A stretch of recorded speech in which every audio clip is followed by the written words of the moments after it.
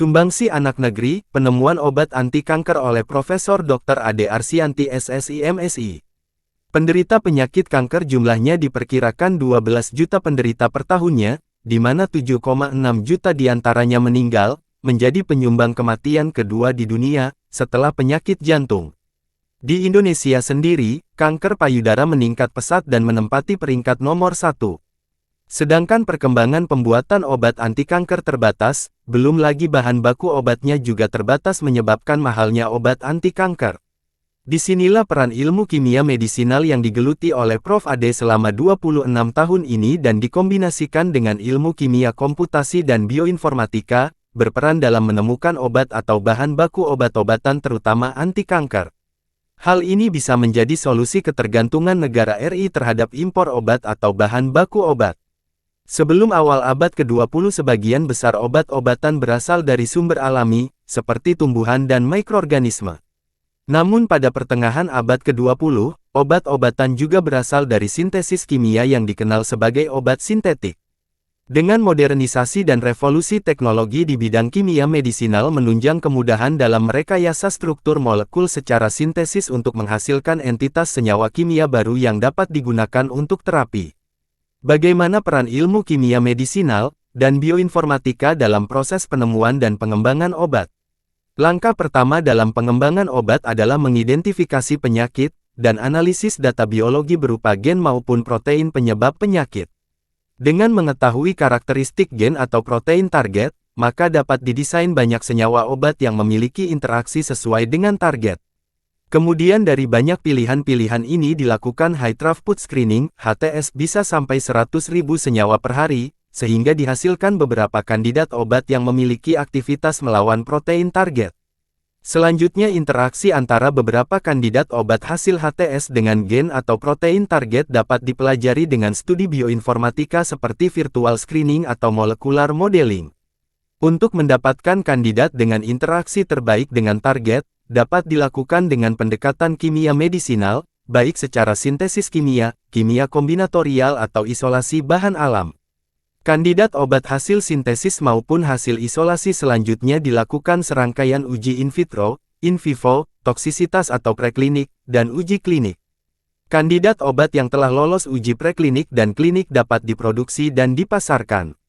Mengingat untuk melakukan sintesis kimia obat baru, memerlukan waktu dan biaya yang cukup tinggi, maka ditempuhlah jalur tol penelitian, yaitu dengan mensintesis senyawa analog atau senyawa turunan baru secara rekayasa struktur kimia, yaitu dengan memodifikasi struktur molekul senyawa yang telah diketahui aktivitas biologinya. Keuntungan cara modifikasi struktur antara lain, senyawa analog atau senyawa turunan mempunyai sifat farmakologis yang sama dengan senyawa induk. Peluang lebih besar mendapatkan produk dengan aktivitas farmakologis lebih tinggi. Data yang diperoleh dapat membantu menjelaskan hubungan struktur dengan aktivitas. Uji biologi yang digunakan sama, menghemat waktu dan biaya, sehingga produksi obat baru lebih ekonomis. Contoh senyawa analog atau senyawa turunan obat sintetik yang lebih efektif dan telah beredar di pasaran. Ixabepilon, senyawa analog dari epotilon B yang diisolasi dari Myxobacterium sorangium cellulosum pada 1996. Didapatkan dengan cara memodifikasi gugus lakton pada epotilon B dengan gugus laktam. Ixabepilon lebih efektif 3 kali dari epotilon B dalam pengobatan kanker payudara, dan telah disetujui penggunaannya oleh US FDA pada 2007 dengan nama dagang Ixempra. Inovasi rekayasa struktur molekul senyawa antimisin. A3. Dikutip dari buku Pidato pada Upacara Pengukuhan sebagai Guru Besar dalam Bidang Kimia Kedokteran FKUI Jakarta tanggal 23 Desember tahun 2023, berjudul Modernisasi Kimia Medisinal, Inovasi Rekayasa Struktur Molekul Berbasis Sintesis Kimia untuk Mendukung Penemuan dan Pengembangan Obat Baru di Indonesia, karya Ade Arsyanti. Antimisin A3 adalah suatu senyawa di lakton cincin 9 yang diisolasi dari Streptomyces sp pada 1949. Dilaporkan antimisin A3 dapat menginduksi apoptosis atau kematian sel terprogram, dengan membunuh secara selektif sel-sel kanker payudara yang mengekspresikan secara berlebih anti-apoptosis BCL2 dan BCLXL. Studi struktur kimia antimisin A3 oleh Miyoshi DKK mengungkapkan bahwa gugus aktif yang memberikan aktivitas anti-kanker adalah ikatan amida, gugus hidroksida dan gugus 3-formamido pada cincin aromatik salisil. Sebaliknya, dilakton cincin 9-nya kurang efektif dalam menghambat pertumbuhan sel-sel kanker. Dari riset sebelumnya oleh Petit pada 2007, menunjukkan bahwa senyawa respirantin, suatu senyawa polilakton cincin 18, yang strukturnya mirip antimisin A3 menunjukkan aktivitas antikanker yang sangat potensial. Telah dilaporkan pula oleh Vinsova, 2008, dan Arsianti, 2012 bahwa penambahan gugus-gugus hidroksida pada suatu senyawa dapat meningkatkan sifat kelarutan dalam air sehingga meningkatkan aktivitas sitotoksiknya atau tingkat merusaknya suatu zat pada sel. Sung, 2001, melaporkan senyawa 2-metoksi antimisin A3 yang disintesis dari reaksi metilasi gugus hidroksida pada 3-formamido salisil dari antimisin A3, bersifat inaktif sebagai inhibitor respirasi sel, namun tetap mempertahankan aktivitas sitotoksiknya. Berdasarkan temuan-temuan sebelumnya jika kita bisa merekayasa struktur molekul pada senyawa antimisin A3 dengan 1.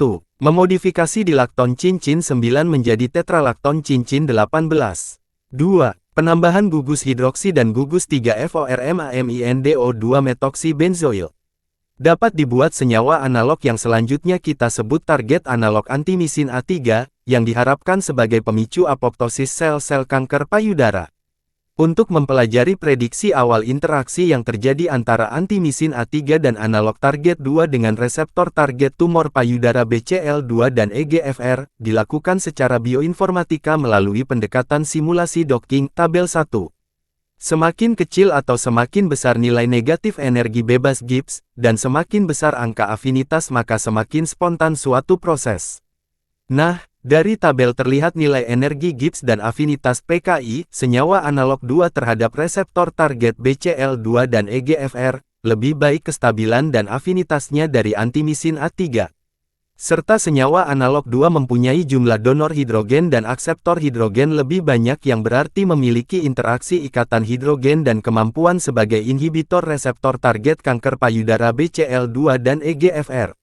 Maka berdasarkan hasil simulasi molekular docking ini, sangatlah beralasan untuk mensintesis senyawa analog antimisin A3, struktur nomor 2.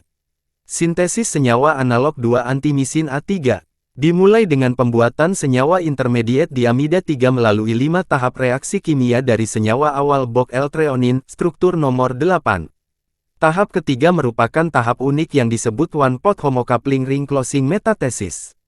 Tahap 5 merupakan reaksi amidasi antara senyawa struktur nomor 5 dengan asam 3-formamido 2-metoksibenzoat, struktur nomor 4 menghadirkan 77% intermediate diamida, berupa padatan putih yang direkristalisasi menggunakan etilasetat.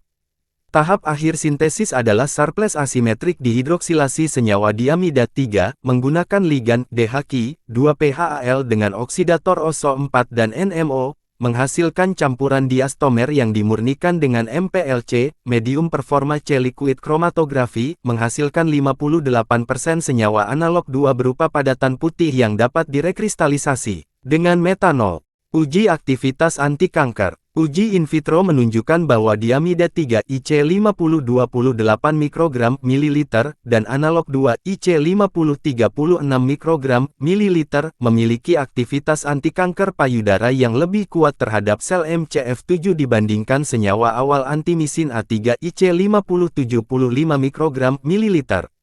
Dengan demikian, diamida 3 dan analog 2 dapat dipertimbangkan dan dikembangkan lebih lanjut sebagai kandidat obat analog sintetik baru yang menjanjikan untuk terapi penyembuhan bagi pasien penderita kanker payudara. Penemuan-penemuan ini telah dipatenkan oleh Prof. Ade pada 2018 nomor IDP 00049259 dan 2020 nomor P0020170865.